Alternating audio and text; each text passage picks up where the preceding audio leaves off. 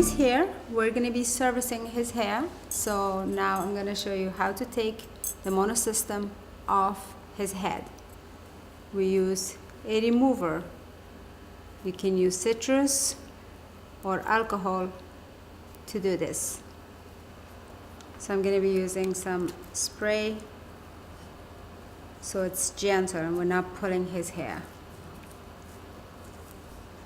How do you feel? Yeah, it feels very soft, actually. Okay. Yeah.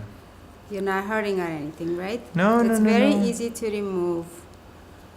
You can use citrus or alcohol.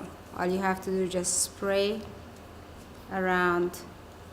Yeah, it's very, very comfortable when you... It's very simple, very easy to remove.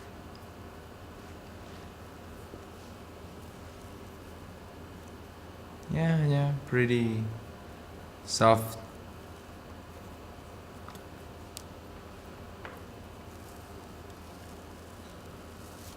Ooh, I'm all again. So now we are going to take Tony to shampoo his hair.